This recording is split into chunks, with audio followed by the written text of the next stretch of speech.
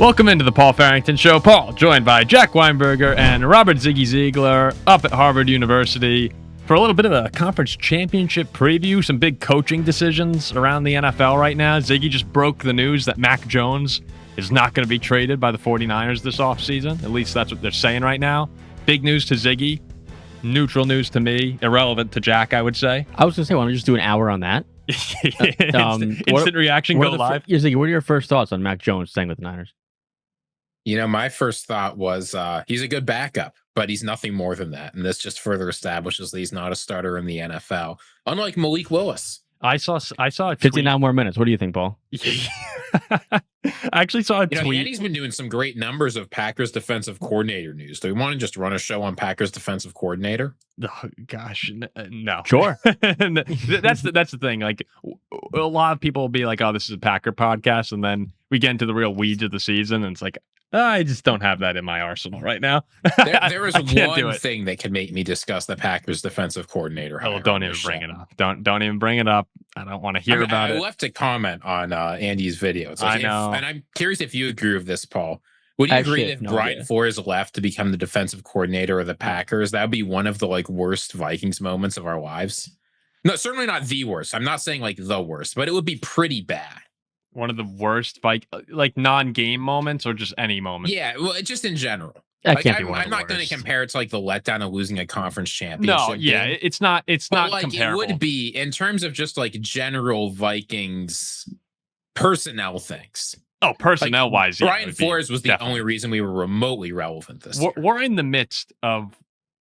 If Flores went to Green Bay, we would be purely in the midst of the worst Vikings transactional period of all time. That would be nowhere near as bad as Darnold. No, Darnold is way worse. Yeah. I mean, but when you couple that on top of Darnold, all right, you lose Darnold, then we have the McCarthy disaster going on right now, and then you lose your star coordinator. I mean, he is a star coordinator.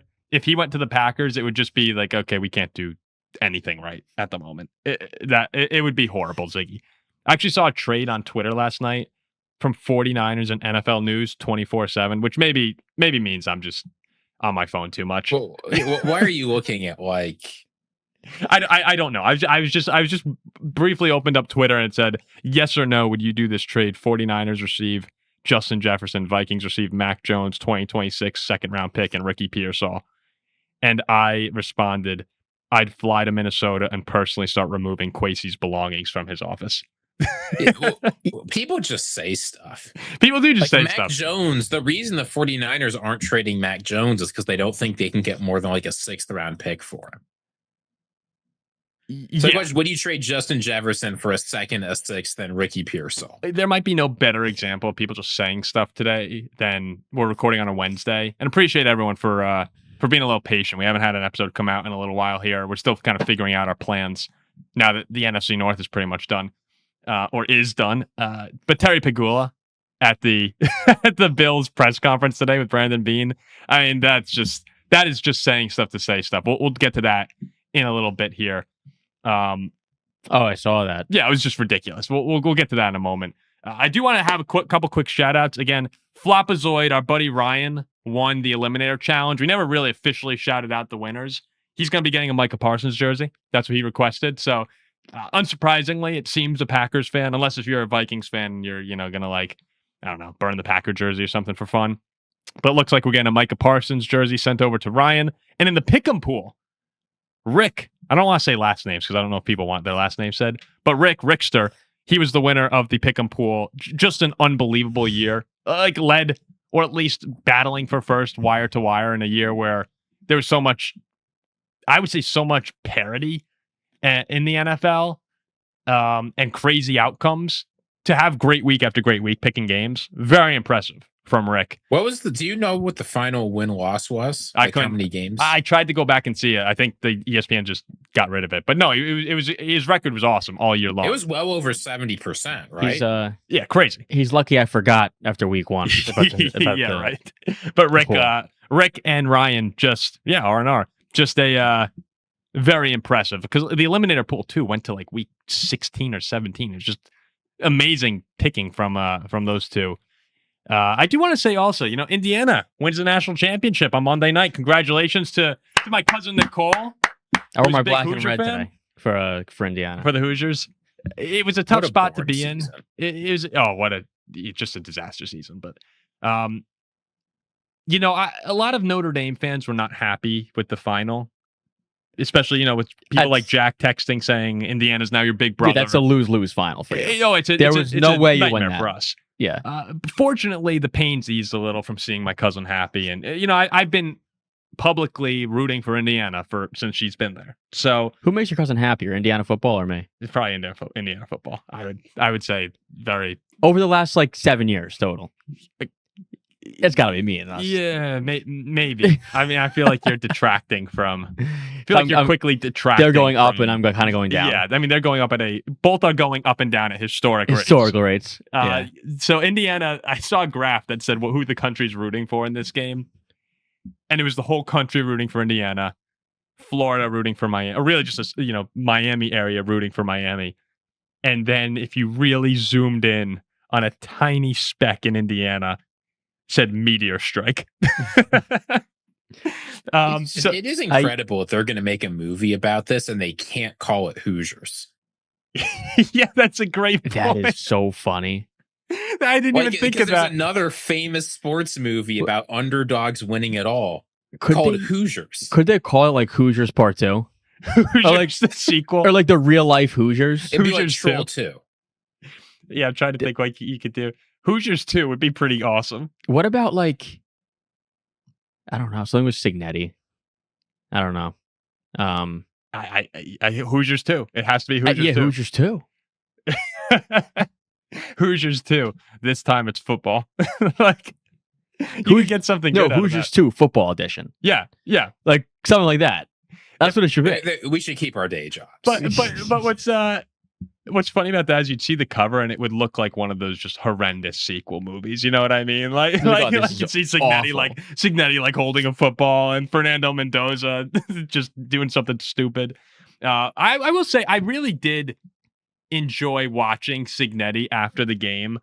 I thought it was really cool when they just showed his reaction to everything. Cignetti is a bit of an oddball. You know what it should be?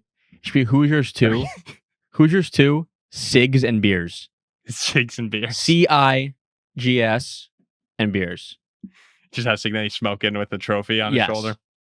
And his post-game beer. I love, though, watching him after the game, just kind of observing everything.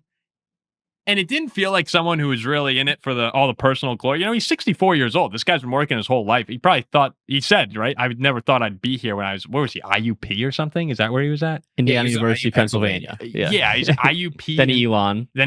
I texted my cousin Dean, who went to Elon. I said, hey, people forget this is your guy too. Your cousin Dean? Yeah. Well, it's my mom's cousin's son. Oh, okay. Not he. Great, unbelievable party for his wedding in Florida. I remember that. Yeah, Dean had the wedding in Florida. So I texted, he was like, I actually didn't even know that. that Curt Cignetti he was only there for 2 years. But I thought Cignetti, watching his play, it looked like he just looked like a proud dad, like someone who's just really happy for his players. And, enjoying the moment for them and not for what he just accomplished, which was, I get with NIL, it's not, if he had done this 30 years ago, it actually would have been impossible with guys having to sit out for a year. He wouldn't have done it 30 years ago. Yeah, it wouldn't have been possible. But to do even what they did at Indiana, I mean, they were the losingest program ever. And it was just fun to see that. He literally said, he was like, anything is possible. We just won it all at Indiana University. Yeah. Oh, my favorite moment was when you get a sense of what kind of coach he is. Some players did a Gatorade dump on him and he turned around and gave them a look and they actually looked scared. It's an interesting bit of coaching, right? I read a book on this once. It's in order to be an effective coach in college football, they used Brian Kelly as the example, which maybe that didn't age super well. Yeah, no. But they said the players have, in college football, if the players aren't doing what they're supposed to do, they're going to get murdered on the play, right? If you're some undersized linebacker facing an offensive tackle and you rush in and screw it up, you're going to get blown up and it will hurt.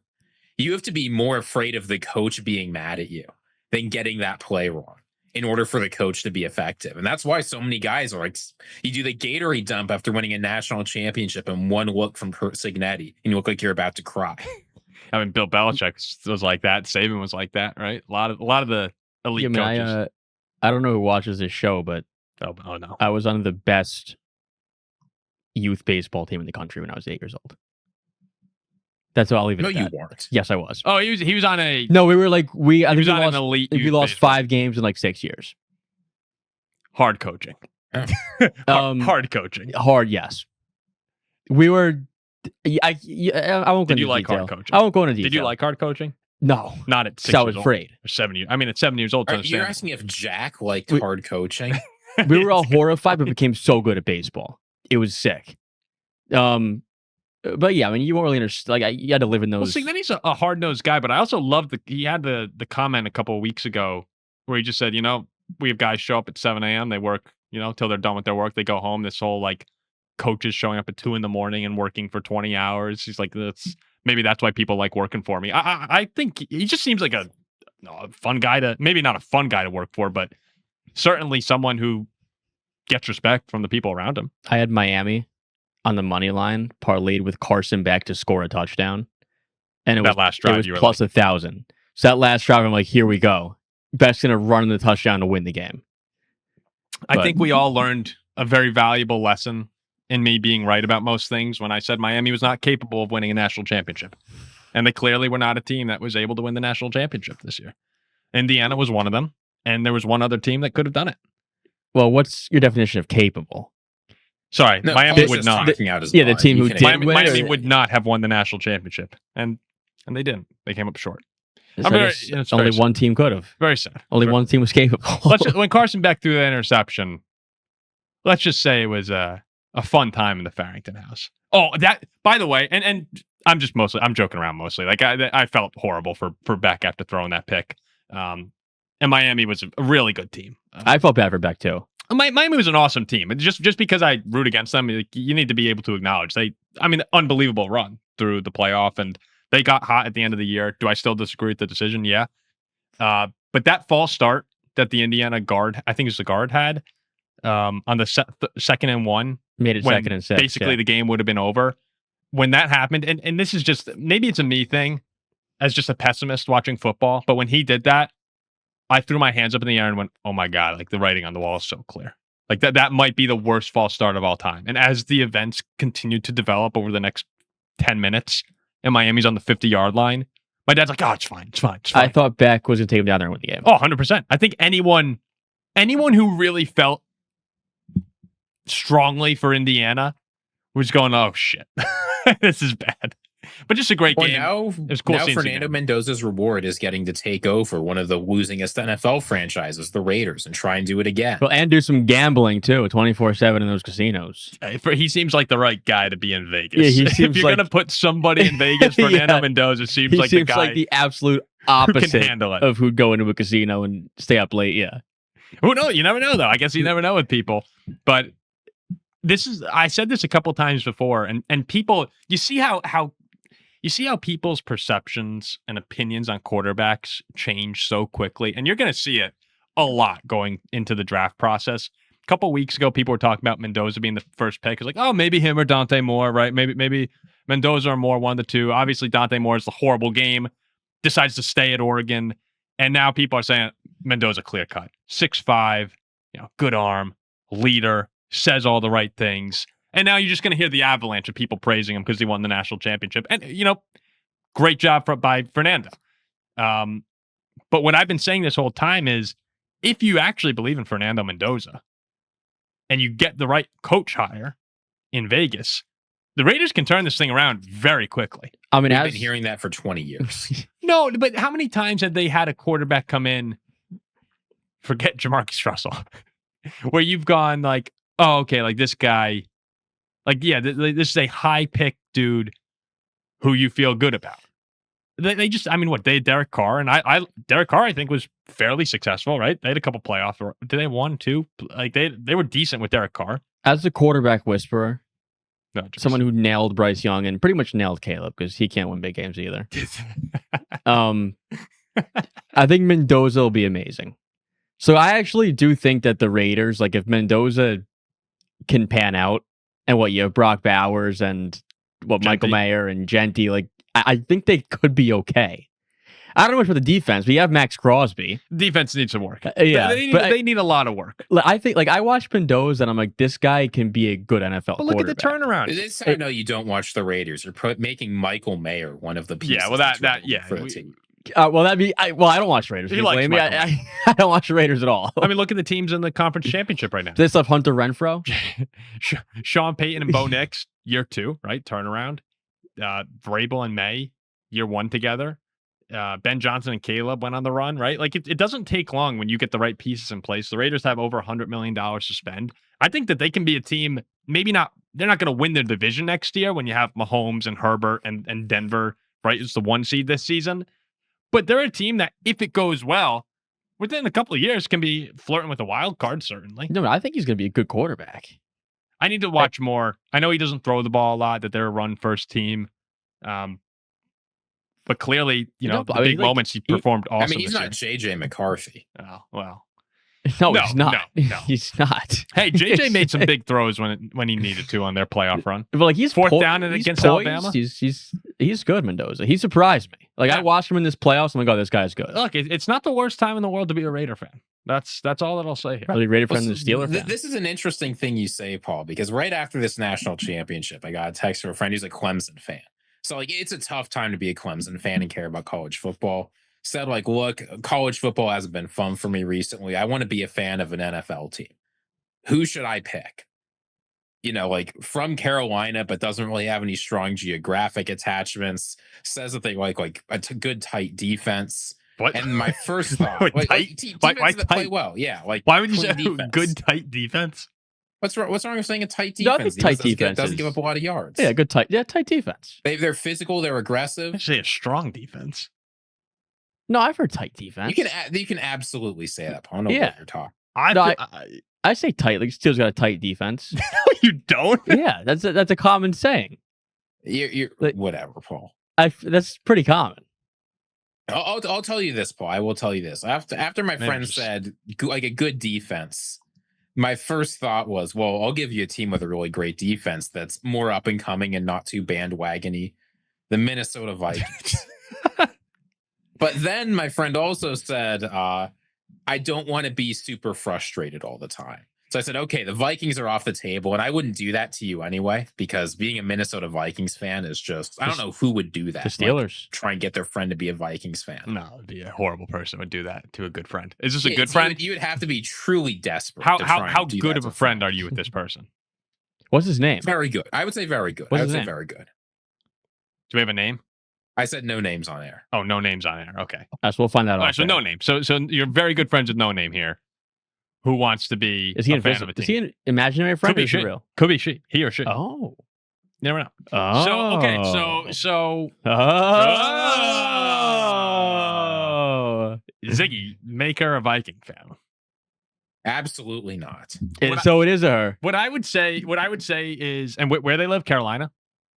Yeah. Well, currently from Carolina, but could end up living anywhere. Clemson graduate. Could live anywhere. Clemson graduate. Do we have a loose idea of where she could be living in the future? Pacific Northwest is on the table. Pacific Northwest on the table. I mean, the problem, because an initial thing you might go was, well, who's a great defense in the Pacific Northwest? The Seattle Seahawks. That's too bandwagon. But Sam Darnold is winning a Super Bowl despite Vikings fans. It's not becoming the year. A fan of an obnoxious team immediately after they win a Super Bowl. No, yeah. Becoming an Eagles fan after 2023. That's too bandwagon-y. Yeah. Seahawks are off the table. I think you probably 49ers. We can't tell her to be a 49er. I don't like. You can't give Patriots. So screw the Patriots. No. You can't do Patriots. I actually think a sleeper pick here is the Jacksonville Jaguars. But that's a team across the country. Yeah, but you're from Carolina. Yeah, you're from. I guess you're a Clemson fan. You got Trevor Lawrence. Or the Bucks. Oh, Trevor Lawrence. Etienne's gone. Maybe the Bengals. You got T. Higgins. I can't tell her in good faith to be a Panthers fan. There's two. All right, this is going to sound. This isn't great because I would train her to be a Viking fan. There's no one I know that I tell them to be a fan of a different team than the one I root for. I don't care about the misery. We're in it together. It's more fun because you get to talk about the team with that person, especially if you're good friends. But we're going to lose Brian Flores, and it's going to be a 4-win season next year. How about Tampa or the Buccaneers? Baker Mayfield's a whiny baby. You don't want Baker Mayfield. I think the Vikings or the Steelers is actually not a horrible. Obviously, the Steelers aren't a horrible option. They're always relevant, and now's a good time to get in on the Steelers. Like they'll be back again sometime soon. They're always relevant. You're always relevant. I don't know. Great organization historically.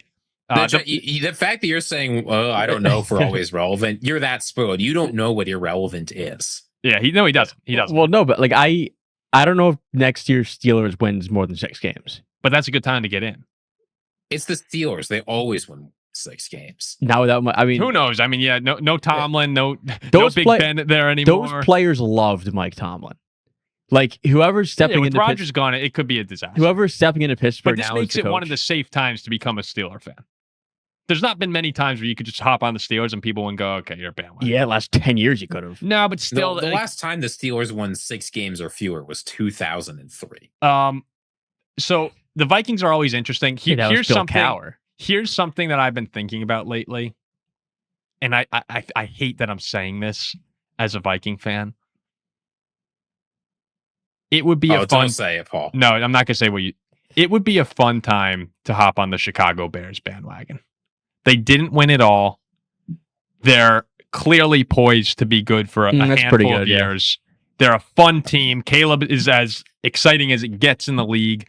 And when you're talking about head coach quarterback duos right now that you want for the next 5 years, you could argue to me that Ben Johnson and Caleb makes the top 3. And I get that that's high praise.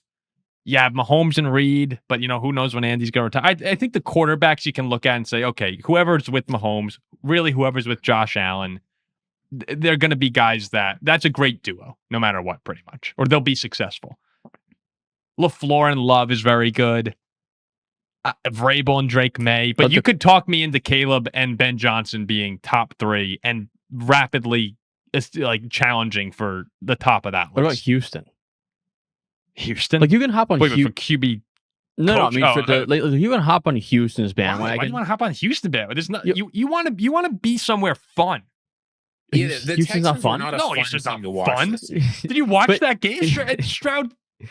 But Houston's not bad. Like they're really not that bad. Like their defense is amazing. Fun. When's the last Stroud time someone said I'm a Texans fan? You're like, oh, that's awesome. But that's the thing. Is like I feel like you can hop on that wagon. They're a decent team. It's not a wagon. There's no wagon. Well, become part of the small wagon, and then be like no one's giving you crap. No one's saying like, oh, front runner, bandwagon, blah blah blah. Like this is my team. Like only me. Oh, I have something to admit to you, Paul. What'd you tell her? No, so I'm you know this. I'm moving to Chicago next year. Yeah. What? And I texted Chicago Bears fan Weston Dow. And I told him, in all honesty, and I think this is true, I wanted you to hear this from me rather than from him. I think I made a mistake becoming a Vikings fan. Now, it's too late. I can't change. Well, obviously, I think I should have become a Chicago. He was pressing me to become a Bears fan. He was lobbying. Betrayal? Actually harder than you were lobbying for the Vikings. I should have listened to him. No, you made the right choice. The Bears, I mean... Let us know in the comments if I made the right choice becoming a Vikings fan. The Bears are just... A horrible organization. They've been. I mean, they have 1985, which was awesome for them, and they. Stink. What do we have, Paul? What do we? I mean, yeah, better than Minnesota, probably. No, over the past the Bears, 30 years, one Super Bowl, not like the Minnesota over the Vikings. past 35 years. Who's better, the Vikings or the Bears? I mean, we run circles around them. Didn't they make the Super Bowl more recently? Yeah, they made a Super Bowl recently. You did, didn't they? They did, but I mean, you look over the past, before this season, we've won more divisional and wild card games than the Chicago Bears. Go us! Didn't they make an NFC chip more recently? We dominate the divisional round. Well, they won the chip to get the Super Bowl. Yeah. No, I mean, didn't they make it another one and lose to Green Bay? That was 2010. We made it in 2017. We made it in 2009. 2017. 98 team. I mean, the Vikings made the playoffs every year in the 90s, basically. I mean, you guys both suck. We made the championship game in 2000 as well, or 2001. Let's pick your poison. Like the Vikings are always doing things. They're always relevant. The Bears, there's no quarterback. The Bears in the conference championship 3 times in the aughts. No quarterback. Didn't they go in 2005, 2006, and 2010? Yeah, they had great defenses, and so I'm just saying, like you're making it sound like the Minnesota Vikings are making it deep all the time, and the Bears never are. But it sounds the same to me. It's the pot calling the kettle black. The Vikings. I think the Vikings have been in. The Bears have a Super Bowl, and they're going to get another one before we do. But that was like back in like cornfields. It's like that doesn't even count. 85. Yeah, that's what 50. I don't think That's 40 years ago. We're starting to get into dangerous territory talking about the Steelers and their success. We won 4 times in cornfields. I know. I'm saying if we're going to start talking about so relevancy, you want to call the Steelers Super Bowl or title town? You're saying you guys have 2 Super Bowls? Yeah, and Green Bay has none. That's why we're so New England's title. What do you mean Green Bay has none? They won all legitimately in cornfields. So New England would be title. So town. New England will be title town to you. Yeah, like Foxborough, Mass is probably title town, but we are more so than Green Bay. Ziggy, tell her to be a Viking fan. Tell her to be a Viking fan. Absolutely not. Do you know what I think? But okay, I think Bears is actually reasonable. I think 19. We're just completely discounting defense, but who cares? Defense is cyclical in the NFL. Caleb Williams is forever. I think 19-year-old track star me, back when I was like fast and athletic. Where is this going? Could have been a receiver in 1975 in the NFL. I'm serious. You ever see the videos of the guys getting hit in 1975? Okay, but these guys are like 10 times more vicious now. I don't know, man. Go Dude. watch Vicious. Yes. I don't know about. I think they're stronger and faster, but I don't know if they're as vicious. I mean, dude, you got my dad was in the Giants locker room for years. Sat next to Lawrence Taylor on flights, and he said all these guys in the NFL are 3 times the size of Lawrence Taylor. Again, vicious. Like you put me in 1970, bigger. I'm running circles around any cornerback. You were allowed to do one would kick your ass. You were allowed to do whatever you wanted to. I'd get my ass kicked now. You'd run a slant, and a linebacker would actually decapitate. I'd outrun him. I don't think so. I catch your ball in 1969 for the New York Jets in the Super Bowl. I'm taking off down the field. No corners covered me 50 years ago. I think you'd believe this. I do. That's why I'm saying it. You know, I say everything I believe. You would not be able to run across the middle of the field. Like you would have to strictly be throw it out. Oh, I think he'd throw a screen to you. The corner would bite on it, and he would take out your ACL. I think I'm faster than most corners back then. I think. Okay. I think you're stretchered off the field. I think I'd burn the corner. Today I'd get killed. Don't like today. I don't want to sound crazy. Like today, I don't want to sound crazy. 1975, the way Jack is describing it was the 1920s. You wouldn't think that like O.J. Simpson was playing then. I mean, it's kind of like the same thing. That's 50 years ago. I mean, that's a long time ago. All right. I've been talking with we have a good buddy. Noah. 1920s I'd cook. We have a good buddy Noah who we've been hanging out with. He came to Jack's brother's basketball game.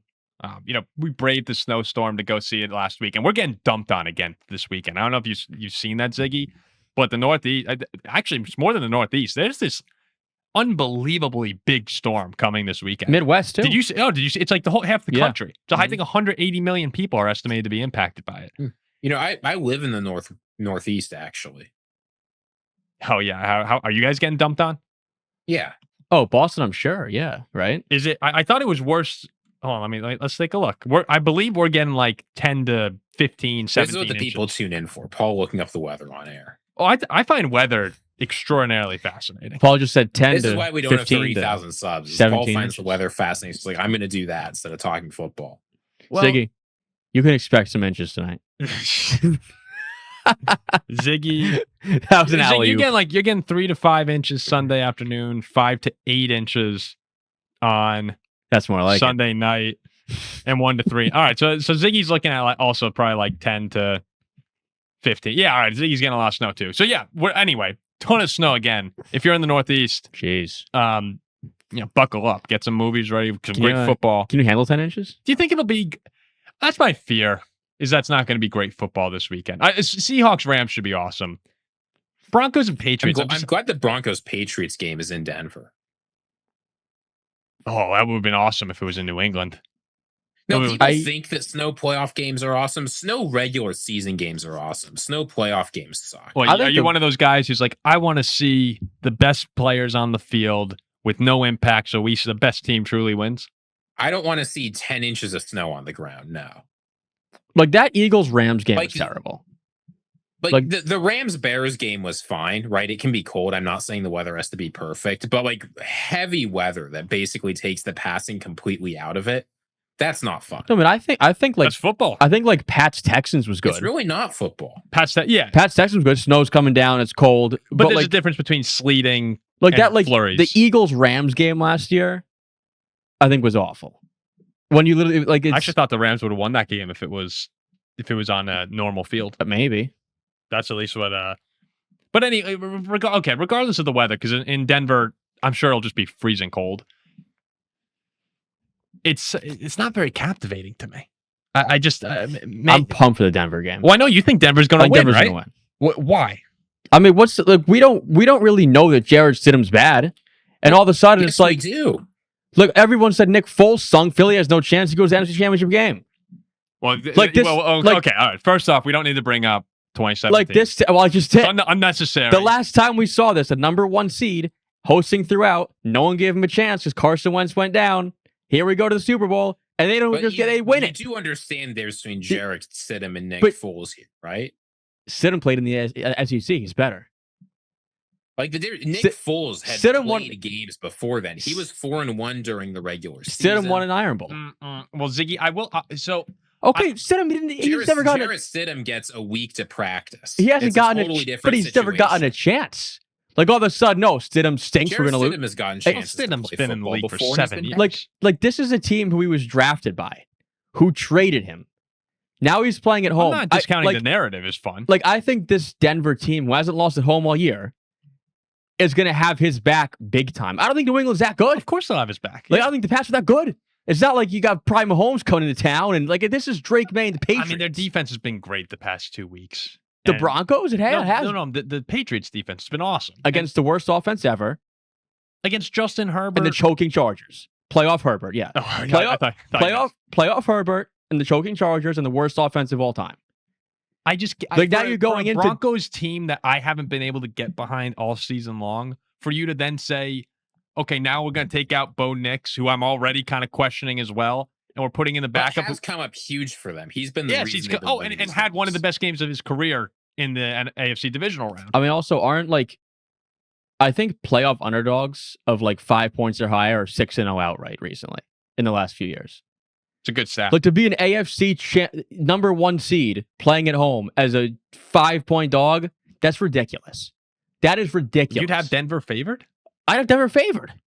I think Denver's going to blow them out. I don't think it's hard. It's hard for me to get behind a guy who hasn't thrown a pass since December of 2023 in a game. Just being dropped. Because, again, Ziggy was right when he said Nick Foles had a runway. Foles was, by the way, before the Viking game, Foles was horrible. Like, people may forget that. He had an unbelievable NFC Championship game and Super Bowl. Foles was abysmal leading up to that. But that was still some games, right? I mean, Stidham, no matter what Sean Payton says, and we trust the guy, nothing changes. He's ready for the moment. It's different when you're on the field in your first game in 2 years and it's the AFC Championship game. Every single time, like this whole narrative of, when a backup comes in, there's no chance. It makes no sense to me. Like Malik Willis comes in, he's just as good as Jordan Love. No, it's not just as good. Half the Packer fans would agree with me. Like these backup quarterbacks are professionals. They are very good. They're backups for a reason. I'm not saying he's as good as Bo Nix, but I'm saying he rises to the occasion. I think his teammates have his back. I don't think the Pats are very good. This is in Denver. Everyone can have their moment in the sun. I agree with that. I think Denver can win this game 17-10. There's a world. I mean, their defense has been good most of the year. To give me Denver as a home dog in this game is crazy. But there's a difference between thinking there's a world where Jarrett Stidham can do this and expecting him to, which if you make them the favorite, you're expecting him to do all that. I expect him to win this game. Yeah, see, I think it's more reasonable to expect the Patriots defense to be suffocating, turn the ball over a few times, and the Patriots can kind of do what they've done the first 2 games, which is score 17 points and you win. Exactly like Nick Foles. It's the same thing. But I do think it's worth pointing out that there has never been a time in his entire career where Jarrett Stidham has risen to the occasion. But you're saying Jarrett Stidham can do this. Has he had opportunities? Yeah. He went to overtime against the 49ers and they needed a big play from him. He screwed that up. They were playing some close games in 2024 in Denver and he didn't get it done. He couldn't get it done against the lowly Vegas Raiders. Like Jarrett Stidham, when they have put him Was in, 2024 or he's 2020? gotten a lot of opportunities, but he's been bad. But is that when they're playing meaningless football? When it just doesn't matter? When they're out of it? Because there's a huge difference. If you can't play well when neither team's competing, you can't play well in the big moment. I think that's wrong. It doesn't make, and nothing that's being said here makes me think that Stidham, that it's favorable a situation for Stidham. I think when you're playing at home in the AFC Championship, you are much more inclined to play well than playing a meaningless I'm sure you're game. inclined to play well. But there's got to be a little bit of realism. We're just assuming that Jarrett Stidham stinks. This isn't a Disney movie, Jack. I know Sean Payton may have played the role. Like there's a movie based on Sean Payton being a Disney hero, but this isn't a Disney movie. This isn't Mahomes or Allen coming in either. If it was a Disney movie, this would be Rodgers versus Stidham, and they're battling. This isn't prime Rodgers or Brady coming in either. This is Drake Maye and the New England Patriots coming in. Well, Drake May's going to be second in MVP, and they've won 14 games. The Pats who have they played all year? Well, the cupcake schedule is real. The Pats haven't impressed me once the entire season. They have to be impressive at some point. It's hard for me. Like, this isn't college football. It's harder for me to get too hard on like the cupcake schedule thing. Every team they played is an NFL team. I mean, I can get behind the cupcake. The good teams they've generally won. I can get behind the cupcake schedule. It's impressive that they've won all of them. And they have won in pretty convincing fashion, but it's still, there's a difference than, to me, if they were playing some of the bigger dogs in the AFC throughout the season. Yeah, like Buffalo, like Baltimore with Lamar Jackson, like the Houston Texans. You mean Baltimore missed the playoffs? I don't know what more you want from them than winning at Buffalo and winning at Baltimore. I think that New England is a very good team. Baltimore, who missed the playoffs in place of the lowly Pittsburgh Steelers. Yeah, Baltimore missed the playoffs because the Patriots beat them. And beating the Bills week 2 before the Bills got good. Who was their NFC schedule this year? They're not going to Denver. Denver doesn't lose at home. They played the NFC South, which stinks, and they play the. Look, I'm telling you, this whole Denver Broncos team the entire week is in front of their TVs and computers and phones, hearing multiple boneheads talk trash about Stidham, and they're going to come out like gangbusters. Denver, I am so confident Denver wins this game. So confident. I mean, I'm excited to see. It'll be fun to watch. I think he plays great. Defense kills Drake Maye. I think Denver wins this game. My guess is this is a boring watch one way or another. Either it's a big time defensive battle, which I know some people really like that. I'm not a huge fan. My guess is it's going to be like 20-10, 20-7 Patriots win, and it's really not that entertaining. 17-6 Denver. 17-6.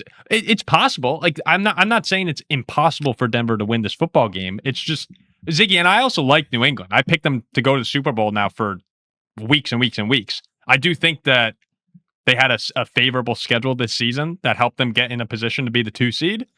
But no, they're a very, very good football team. And they're not very, very good. Oh, come on. They're not very, very good. What I do want to see a little bit more of as well is Drake Maye. He's second in MVP. He's going to be number 2 in the MVP. But even last week, he wasn't that great against Houston. And against the Chargers, he wasn't that great either. It's also a big moment for Maye. He's going to get crushed in Denver. Against the Denver. And that's a possibility because in that building, great crowd, right? The higher altitude plays a factor, differing for different people. But it's obviously a huge spot for Drake Maye to perform like the number 2 MVP dude in the league. It's a huge spot. Huge spot. I don't think he does it, though. So, obviously, Jack's going Prove me wrong, Drake. Prove me wrong. I don't think you will. If they come out and Stidham like first drive, 3 and out just looks horrendous, are you going to lean back in your chair and go, uh-oh? No. I'm doubling down on Denver. The odds will be better. There was a cool graphic. Did you see the graphic? I don't only have Denver winning this game. They're winning the Super Bowl. Well, I mean, yeah, you've gone rogue. Like Seattle is my team. I think they lose the Super Bowl to Denver. That's what I think. Why would you come off Seattle again? Now's the perfect time to be on them. I'm coming off again. And now's the perfect time to say I've been on them all year. I got them this week. The moment that they're favored to win the Super Bowl is the moment that the dude who's been picking them all year is deciding to go off for a backup. That's before Stidham came along. Did you see the graphic that Stidham was the number 1 rated dual threat quarterback in his high school class? Stidham's amazing. Did you see who he was over? He won an Iron Bowl. These were the guys in the 2015 dual threat quarterback rankings. Number 1 was Jarrett Stidham. I'll read you the top 10. 2, Kyler Murray. 3, Brandon Wimbush, the former Notre Dame quarterback. 4, Travis Johnson, who I don't know. 5, Jawan Jennings, the receiver, the 49ers receiver. He went to Tennessee, didn't he? He went to Tennessee. He was the number 5 dual threat quarterback. You might know some of these names now. 6, Sam Darnold. 7, Joe Burrow. 8, Shariron Jones. 9, Lamar Jackson. 10, Jason Pellerin. I don't know him. But Lamar, Burrow, Darnold, Kyler, Jawan Jennings. Stidham was over all of them. So if you're going by the 2015 high school class. And now he's going to show you why this week. It just took him 11 years to do it. Do you know I saw something is very funny? It was a picture of Stidham and Bo Nix at Auburn. Oh, yeah. In 2018, when Stidham was the starting quarterback and Bo Nix was a high school recruit. And it was always a great picture. That was a great picture. And now it's Stidham starting in place of Bo to go to They're very good friends. All the quarterbacks in Denver. Oh, yeah. Their wives and girlfriend, or I think it's their wives, are always posting videos of all of them together. The Stidham show. What I was saying before was our buddy Noah, right? To circle back to that before I got distracted by the snow. Noah's a big Seahawks fan. And he's been letting Jack and I know his feelings the entirety of I also agree with him for the most part. Well, yeah, you're a big Seahawks guy until the moment that you have the chance to be proven right on everything and you decide to hop off for some reason. Not this week. They're going to win this week. But we were talking about the Bears and the Rams game and how, a lot of Seahawks fans were probably rooting for Chicago. I started hearing after the game, people started coming out saying, yeah, they were probably rooting for the Rams, actually, the Seahawks, which just didn't make much sense to me because the Rams in the 2 games that they played this year, people seem to be forgetting that Darnold has 6 picks. Noah was rooting for the Rams. Noah was rooting for the Bears. No, I know Noah was, but Noah has, a reasonable mind. I wonder what our other buddy, Matt Zuccato, was rooting for, another Seahawks fan. But when I look at this matchup right now, I get that Seattle absolutely pummeled. Why am I blanking on this? Who they pummeled? San Fran. Yeah, San Fran. Who is just, it's the JV team. You're playing the San Francisco JV team. There was no world where they weren't going to win that game, and there was no world where they weren't going to win it big. I just don't think this is going to be the cakewalk that some people are seeming to make it sound like for Seattle, where Darnold still has something to prove this weekend. He didn't shake off the ghosts. I know, I'm sorry to pick on Sam here. He didn't shake off the big game ghosts, especially against the Rams in that Thursday night game to me. He had a great drive in overtime to win the game, but he still had 2 picks. They were still down 16 in the 4th quarter before Rashid Shaheed saved the season. I like LA to go in there and win. I thought you should say go in there. No. Well, they're going to go in there. I think LA is going to be playing on that field. I like the Rams to not miss their flight. I think the Rams will be on that field on Sunday. I like the Rams to win this football game. I feel like I missed a flight in Southeast Asia. You can miss flights. Oh, you did? On the way back? And are the airports in Asia, like getting around, Ziggy, when you miss your flight, like what's the deal? Are the signs obviously the signs are in another language. Are there some signs in English? Are in English too. There are signs in English? Yeah. And generally speaking, do most people speak some degree of English?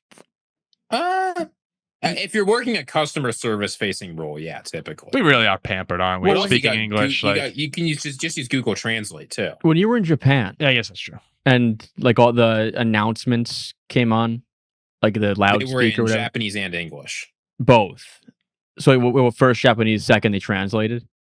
I think so. It's a perk of why are we talking about this? English is a great language to know, right? I mean, we're pampered, aren't we? We're absolutely pampered. What does that mean? Spoiled? We're spoiled here, for sure. We'll go. Glad you're teaching the youth, Jack. No, I'm just saying we go to other cultures all around the world, and like everyone speaks English. It's the language to know. Like, can you imagine I speak Japanese? I get off the plane here, and like I have no idea what's going on. It's just if you speak Japanese anything other than perfectly, they will just ignore you. The only pamper I know is the diapers I wore when I was like 3. Back to the game. I mean, look, I agree this is a closer game than you might think. People are saying the Seahawks should be overwhelming Super Bowl favorites, and I don't agree with that, and Vegas doesn't agree with that either. But I do think the Seahawks are the better team here. Now, I don't think that's by a lot. That doesn't mean that the Rams can't win this game. The Seahawks have the better defense. They have an offense that, at least for most of the year, has been as efficient, if not more efficient, than the Rams. I know you said that Sam Darnold hasn't really shaken it off, but he hasn't gotten a lot of opportunities to down the stretch. Right? You look at their last 3 games, the Panthers and then 2 49ers games. Only one of those games was even remotely close. And it was when they won 13-3 versus the 49ers and Darnold played great. I'm a Minnesota Vikings fan. And the way this season has gone is everything that can go wrong for a Vikings fan has gone wrong. The only thing left to go wrong for this season is Sam Darnold versus Stephon Diggs in the Super Bowl. I think Sean Payton would be worse, but I mean, either one. I don't mind. Look, here, we can set the AFC aside. I know Zach Charbonnet is hurt and people are worried about that. I don't care. Kenneth Walker can play football. Sam Darnold's going to get it done this game. I'm on Seattle too. Well, obviously. I think that I feel like more people think the Rams are going to beat them. Maybe this is one of those games where both sides are going to be like, everyone's picking against us. And it's kind of neutral. I've seen most people pick the Rams, I think. I mean, it's like what the Seahawks are 2.5 point favorites at home. Both games between them have both been really good games, right? The Rams win the first one by 2, Seattle wins the second one by 1. I mean, they've been elite football games, but the Rams have been comfortably ahead in the fourth quarter in both games, right? Seattle scored late, gets the ball back, takes that really long field goal that they miss in the first one. In the second game, they have the amazing comeback. I think that Seattle, since that second game, I think the Rams have played a little bit worse, and Seattle's been very good. Yep, that's true. Like Seattle, to me, is so complete, where it would take, and he's done it before against this very team several times, but it would take another one of those horrible seeing ghost Sam Darnold type of games to lose. Because I think Seattle's defense is awesome. Their run game is good. Yeah, if you told me right now, no Darnold turnovers, most people no would probably Darnold turnovers, Seattle's winning the game. Yeah. They're playing at home. Their defense is amazing. Their defense is just great. I don't think Seattle loses this game at home. I mean, the first game, Darnold threw 4 picks. They lost by 2. I think 4 picks. and he wasn't very good in the second one either. No, he wasn't. Like I again, this team gives him problems. So like it's possible. It's very possible. But I just think he has to again play so bad for the Rams to have a shot. Like I just point out how ridiculous it is that Sam Darnold, he's been the Rams in division now, division Rams 1-1. He's played the Rams 5 times in the past 2 seasons, and every single one has had really important playoff implications. Yeah. Yeah, it's funny. Well, last year, remember in the wild card round, he sacked 9 times. Like he sacked 9 times in the wild card round. Then he plays him again. He throws 4 picks. Then he throws 2 picks and gets sacked 4 times in the third game. So if you're Chris Shula, you've got to be thrilled that like this is your 5th time in 2 seasons you've gotten to prepare for Sam Darnold. Like eventually you can just say, look, we've prepared for Sam 4 times already. We know what we're doing. I'm feeling Sam plays well this game. I hope I like Sam. I'm not rooting. It would hurt if he won the Super Bowl, but it's our fault. If Sam left, I mean, you guys. No, I'm saying if Sam left and it was like, screw you guys. If it ended poorly because Darnold spurned the Vikings, I'd be rooting like crazy against him. But he's just a nice guy, and he's someone that we said we don't want you, which was clearly wrong. Said, I want starter money, and the Vikings said we can't give you starter money, and he said, okay, I'll go somewhere that will. Yeah, so it's like business. I mean, if I'm just outwardly rooting against Sam Darnold, I actually think then I'm just an asshole. That's really what it comes down to. Paul, you are a self-professed misery rooter. You say all you root for in the playoffs when the Vikings are out is everyone else to be as miserable as possible. I don't root for individual. You are an a-hole. I don't root for. No, he's saying other fans. I don't root for players' misery. Yeah, I root for other fans to be upset. Oh, you only root for misery for millions of people instead of 12. What about Noah Levine? That's way different. How about Noah? And I'm trying to change. Sam Darnold to be miserable. You want 10 million Seahawks. I'm trying to change on that too. I'm trying to live a healthier mental lifestyle like that and be happy. See, that's why I'm rooting for the Steelers for Jack, or I was. I want my friends to be happy. So I guess I should be rooting for him if I'm rooting for Noah and Matt to be happy. I mean, I also don't like Seattle. Fans? I don't like Seattle. Yeah, this isn't the old dirty Seattle it used to be though. No, but it sticks with me. That's fair. Like the Saints, screw them. Like Tyler Shuck seems like a nice guy. You ever been to Seattle? No. Seattle's a great place. I'm sure it is. Like, nothing against the ever city of since Seattle. I've been to Seattle, I've become more of a Seahawks fan. You know, Seattle's a terrible place. I mean, dude, I was there. It didn't rain it was sunny for 3 days in a row. Well, maybe you need to go You back. never commuted in and out of Seattle. You don't understand. I was at the Space Needle. I had great salmon. You talk about the salmon there a lot. It must have been. You have to try. It must have been life. Have you had it, Ziggy? The salmon in Seattle? Jack, I lived in Seattle. Is it life changing? No. But you were probably just I've used heard to Jack talk about like it you're probably just 100 times. Like that's the best salmon in the country. I like salmon a lot too. Pacific Northwest is like I've had a life-changing salmon in Alaska. What made it? But I mean, maybe this is too deep on salmon. But like, what makes salmon? But Ziggy, it's all relative. Like we're having salmon over here in like New Jersey, New York. Like Seattle, you're probably having Atlantic salmon in New Jersey, New York. But like Seattle to salmon is much better than here. Wait, what about the salmon? Really is it the way it's like? Is it the way it's seasoned? Primarily. Okay. Cod. I think cod is a top tier fish. Cod's good. Cod is awesome. I've been really enjoying cod lately. But Seattle's not far from Alaska. You can take a ship from Seattle to Alaska. I will just, if you think Seattle is great, try commuting in on the 5 going north into Seattle when the Seattle Department of Transportation is like, sorry, we have to redo our construction because we used the wrong mix of asphalt. So all this construction we've been doing for 5 years, we have to restart. Or sorry, we're building a bridge to help with congestion, but we put it in the wrong spot, so now we have to move it again. I also you don't understand what living in Washington. It sounds like you. You know what? I'm also permanently a part of Seattle. Like you know that big gum wall. I'd shoot a piece of gum and suck it on the wall.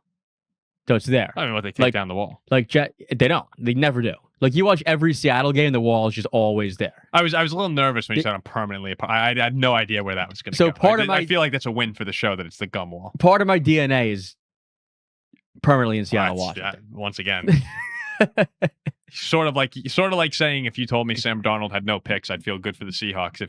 If you had told me before Jack started that he'd end with part of my DNA is in Seattle, I would be like, this is not going to be well for the show. I got to go pregnant there too. No. Okay. It's a joke. We get that public plate, the market, the fish market's cool. Hold this up. This is a good sign for you to hold up after saying something like that. The fish market's cool. I'm so sorry, sign. Oh, I'm so sorry. I'm so sorry. It's a joke. I didn't get any go pregnant in Seattle. Okay.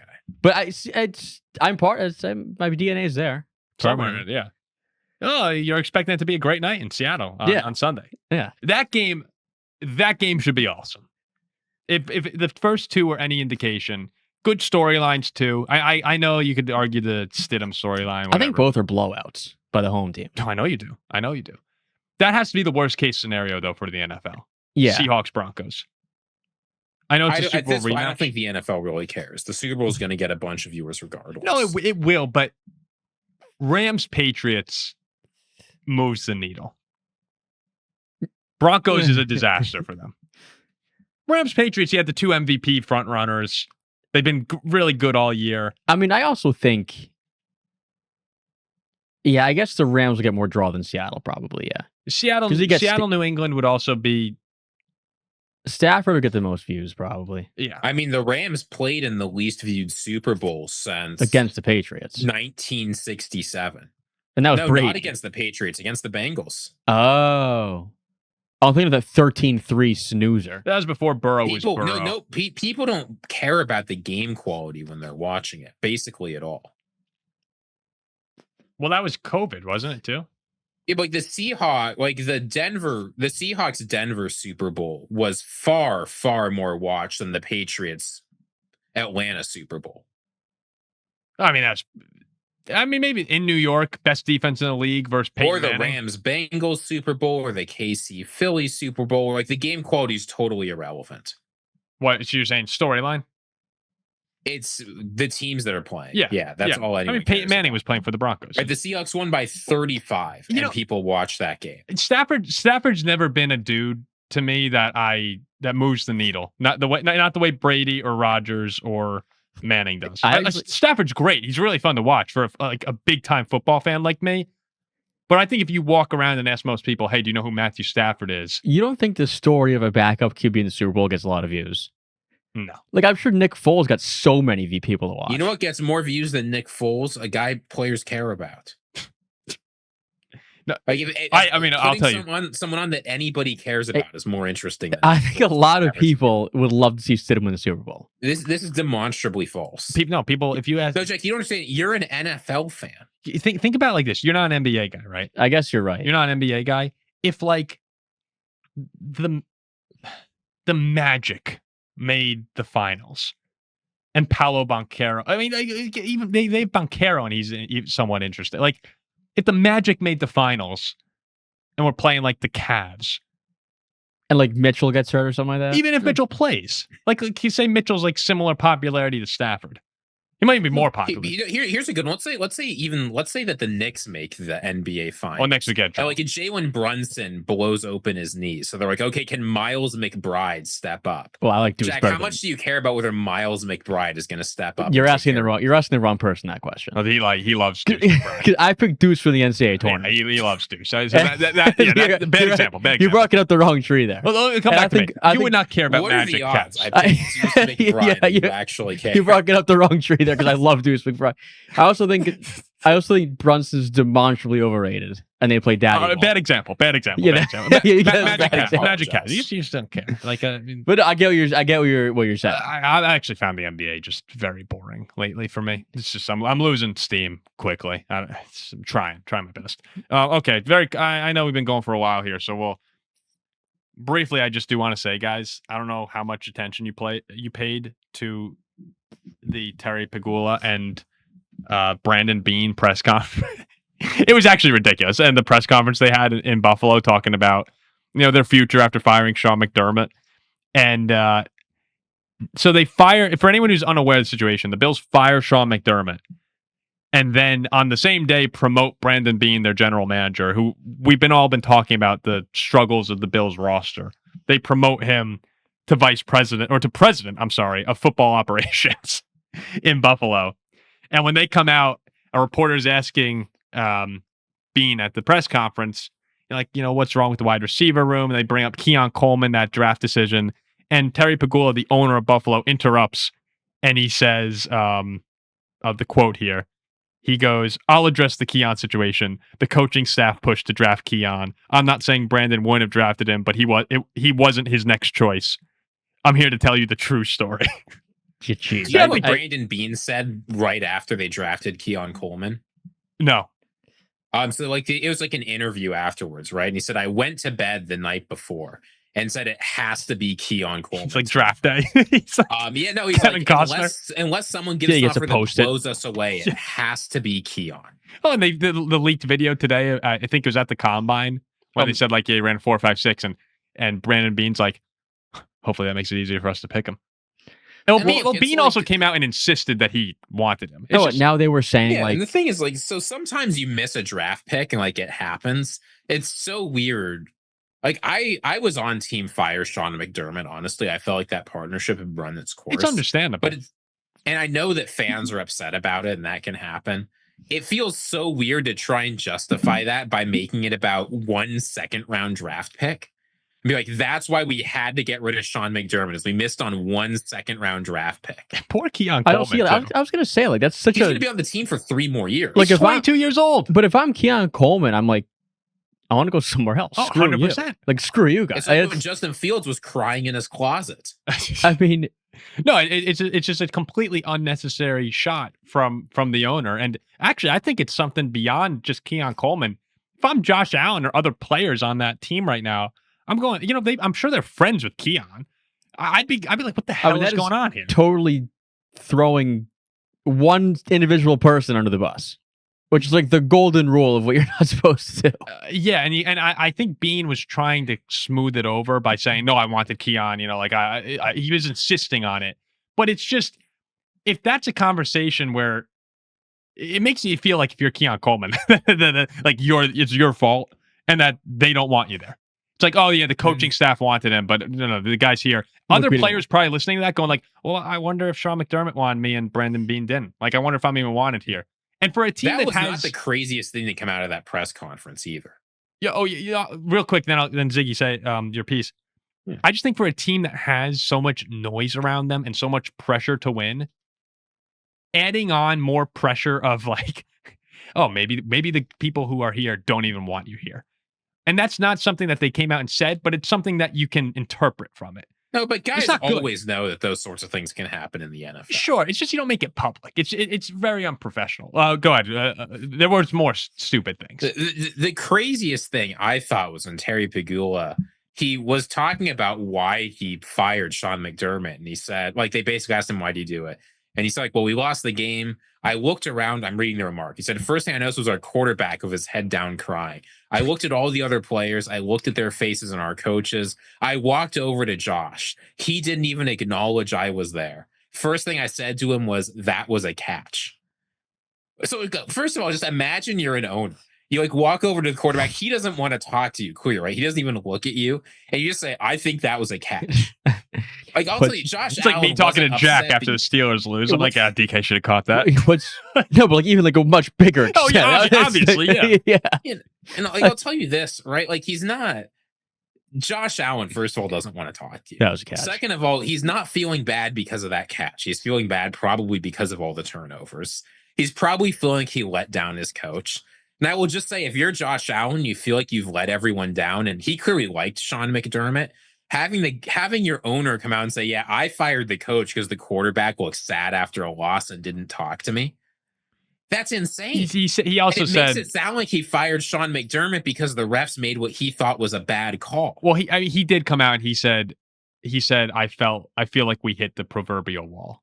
And he said, I didn't fire a coach because of a bad officiating decision. He said those things verbatim.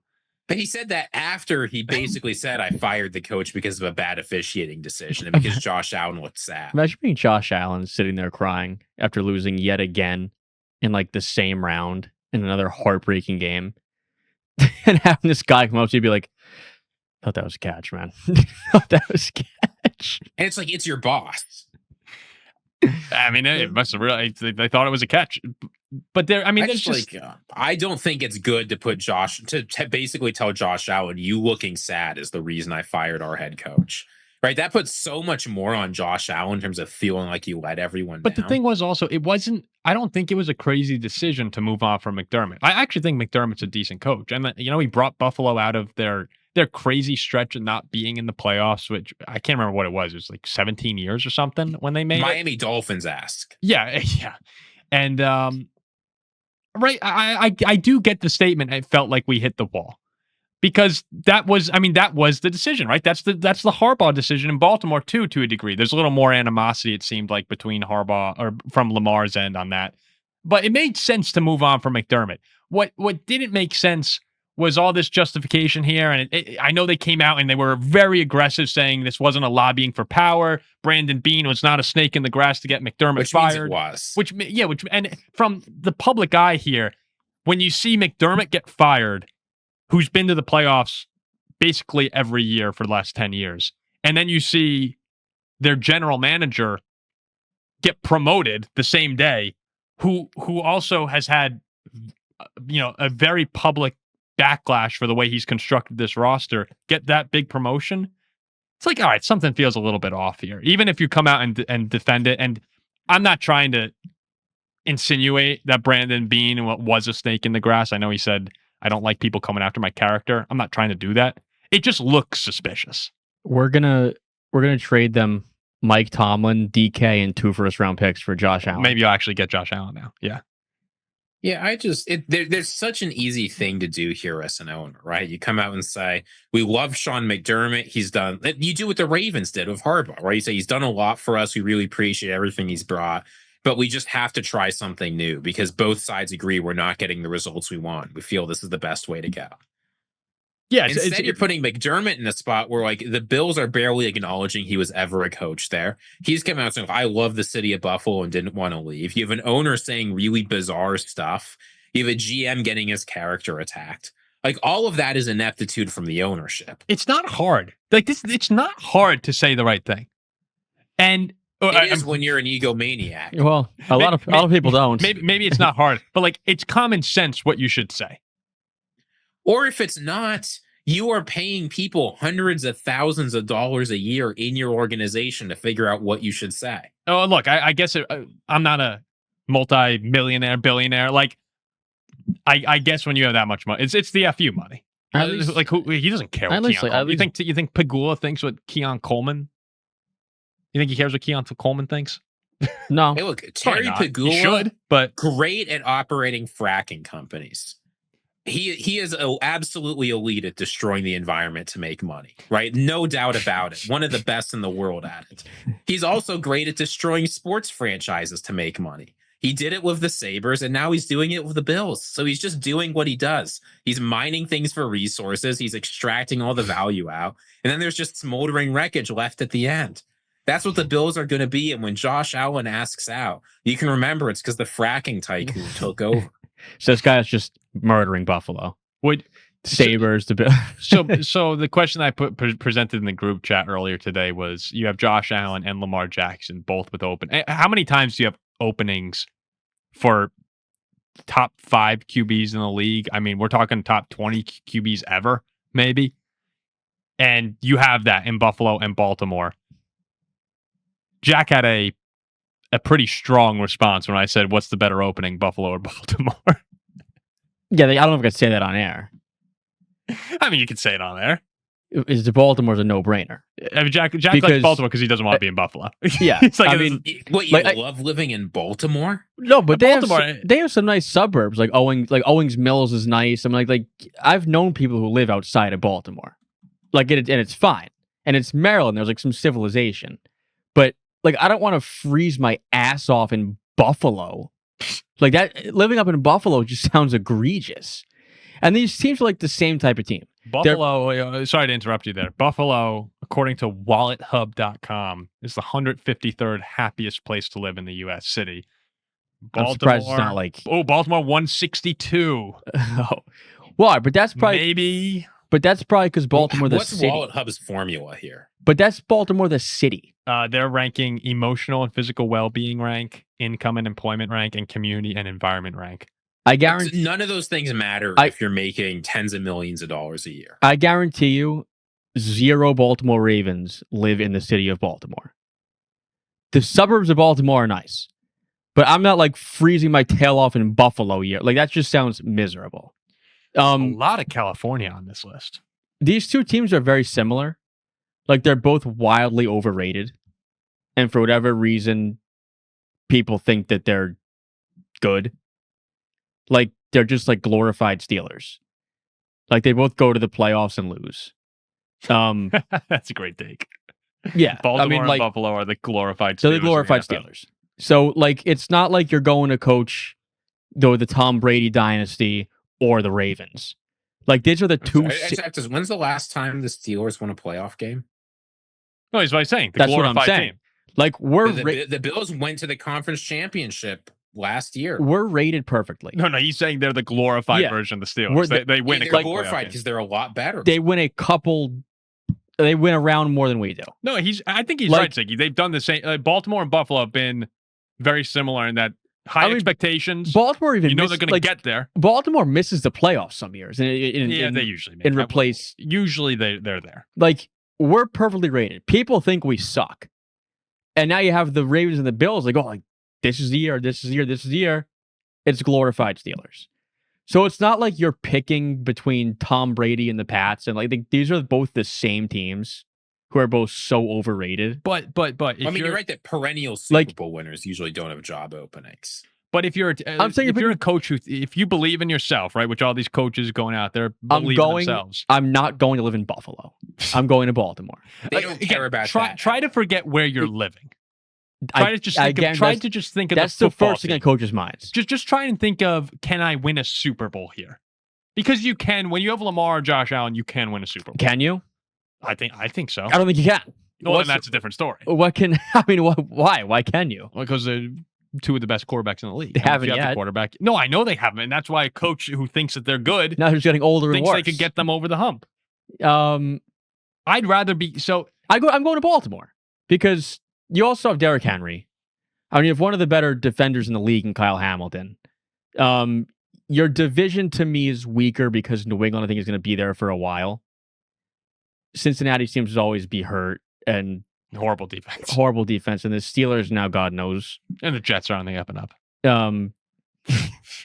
But like Buffalo, to me, you're gonna first of all you live in Buffalo, and you're gonna be battling with New England. Whereas Baltimore, it's like you have somebody other than Josh Allen. Like we've been saying, Buffalo really has been the Josh Allen show. Baltimore has some star power outside of that. So I think if I'm a coach who believes I can take Baltimore to where they want to be, there's a better chance I do that in Baltimore than in Buffalo. And you got, some of the best front office management in football in Baltimore. I go to Baltimore, Buffalo for multiple reasons. And then you see the shit show happen in Buffalo, and I still think coaching Josh Allen outweighs maybe your reservations about working with Brandon Beane right now. I don't think Buffalo can win a Super Bowl.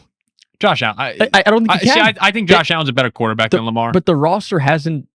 The Buffalo roster is not a Super Bowl winning roster. No, and that's what McDermott said, right? There was it sounds like there was a meeting between McDermott, Beane, and Pegula, and McDermott basically said, "I don't think this roster can do it." Like I think Beane, and I know they're saying that this didn't happen this way, but Beane seemingly, won that battle of I think this team can. I think we need a better coach. If Baltimore makes a 40-yard field goal, I think they beat Houston at home.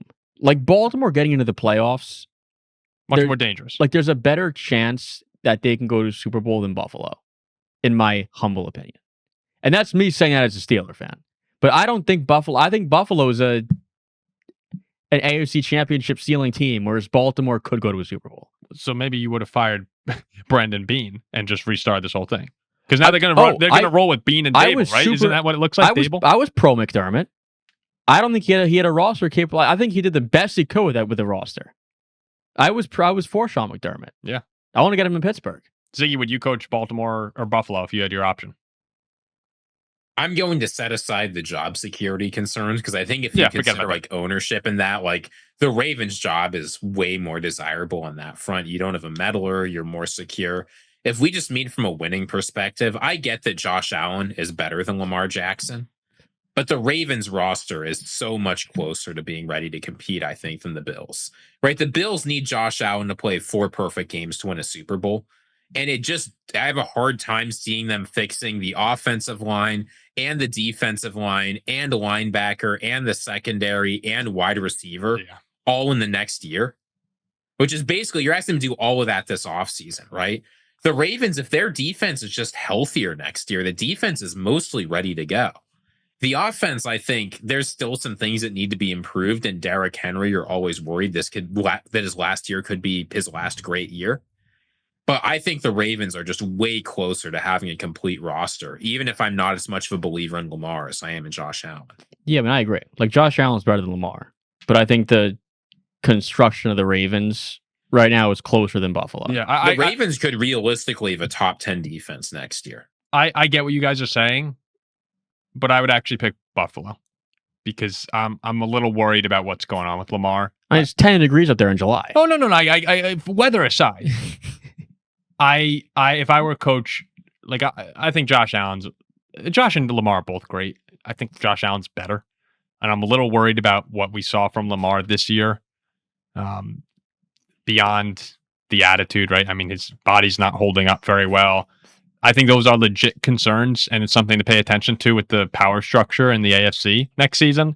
But Josh Allen, I feel very confident he's going to be the best or second best quarterback in football year in and year out for a while. And with a little bit of roster turnover. Now, that's a question, of course, with Beane still there, right? How does that look? But that's the place that I would prefer to be in despite Baltimore basically having everything else checked in their favor. I'd roll with the quarterback I trust more. But okay, all right, we'll get ready to wrap it up because we've been recording for a while here. A couple other very brief news and notes. Mike McDaniel, the Chargers offensive coordinator, could be exciting with Herbert. Ziggy, your Cousins, got to be happy about that. I'm sure he is, but Justin Herbert's not very good. Robert Saleh. Mike McDaniel is tanking his career going to the Chargers. Yeah, who wouldn't want to be? I also think Herbert. People are going to look at this and say, "Wow, he must suck. He's not getting great performance out of Herbert." No, it's Herbert's fault. I also think Herbert might be the most overrated quarterback of all time. Well, you guys are both motivated by external circumstances, as we proved on a previous show. I think he's overrated. There seems the interest in I'm like, what makes him so good? having him, well, not him, but who he's dating be single seems to be. I'm just saying, what makes Justin Herbert so good is that he had a really strong season in 2021. No, I want him single. I don't care what Madison. Robert Saleh to the Titans. Just horrible hire. I hate whatever, man. I like Robert Saleh. I'm worried hitching my wagon to Cam Ward right now. Now there's still, he's a young quarterback, so we'll see how that goes. I think he should take that job. I was very surprised to see him get ahead of like a 5-year head coaching gig this quickly after the Jets disaster. Well, I mean, I think part of everyone's on Aaron Glenn's ass right now, and it's the Jets are just, they might just be uncoachable.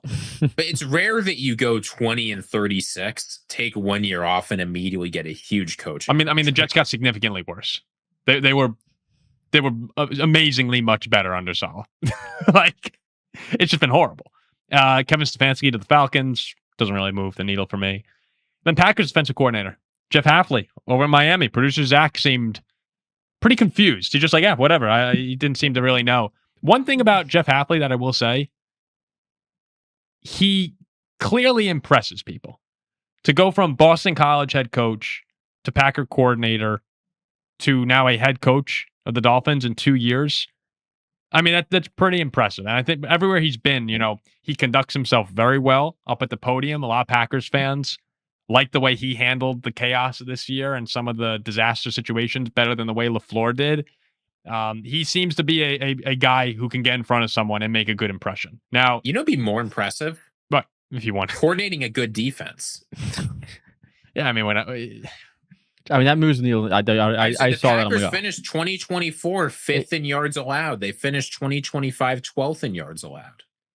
That's still a pretty good number. But they added Micah Parsons and got worse. I had the same reaction as Zach. I'm gonna go. Whatever. No, this is defense strictly at Boston College were horrendous. Well, it's Boston College. You got to write him a pass on that. Bill O'Brien did a better job of Boston College. Maybe, I don't know. The BC's I'm not looking at Hafley at BC and judging whether or not I think he'll be a good head coach of the Dolphins. He had Castellanos, right? He did a good job as a defensive back Bill coach O'Brien at Ohio State when he had a bunch of 5-stars and he was playing against Purdue. You gotta give him a chance. Good luck at Miami, dude. Look, I'm clearly. Who was it? Who was the guy? Very quickly, who moved? The Packers guy, John Eric Sullivan. Yeah, the new GM for Miami. Clearly, left an impression on John Eric Sullivan, who was the Packers VP of player personnel, now Dolphins GM. Brought Hafley. Hafley would have probably been the Packers' next head coach. It was him or LaFleur. That seems. I know we don't have any inside information on that, but that seems to be what it would have been. One of the two of them. Could John Eric Sullivan take a certain special teams coordinator with him? Well, that's what Packers fans are asking. But yeah, so now and we'll see what happens with Hafley. When you have a disaster situation going on and Mike McDaniel's up there, when Tyreek Hill's going rogue and Tua's throwing people under the bus and McDaniel's just cracking jokes, I can see a world where Dolphins fans are a little refreshed with Hafley coming in, a little more buttoned up. I like McDaniel. He's funny, but there's times for the goofiness and there's times when you want to hear something else from your coach. And last but not least, the Lions hired Drew Petzing as offensive coordinator. Oh, that's what we're all focusing on. But I mean, clearly, that matters in Detroit. Ben Johnson gone. And I hope you guys don't take Brian Flores from us. Steelers interviewed Brian Flores. So I'm sure there'll be more news and notes on McDermott and Allen. Yeah, McDermott and Allen. Oh, yeah. I will just say, I think Drew Flores is DC. Yeah. Drew Petzing's a really interesting hire for Detroit, actually. 30 seconds, Ziggy, and then we're going to last 15. Here's what it is. This guy uses tight ends more than anyone else in the entire NFL, and they're the best when they're using a bunch of tight ends. Detroit's about to become tight end city. Oh, I like Laporta. Sam Laporta's a good tight end. Like Brock Wright, sat next to him in class. Laporta potty. Lions are going to be better next year. Lions fans, there's going to be a big bounce back. And you get the last place schedule. This hire was absolutely outstanding news for every tight end on the Detroit Lions. All right. We'll wrap it up there. And we'll be back probably with the Sunday night reaction to the conference championship games. Jeez. It's been a long recording. But Jack and I will be snowed in. Actually, and Ziggy, we'll all be snowed in. So no better time to hang out than then. So, all right, we'll see you then. Appreciate you listening.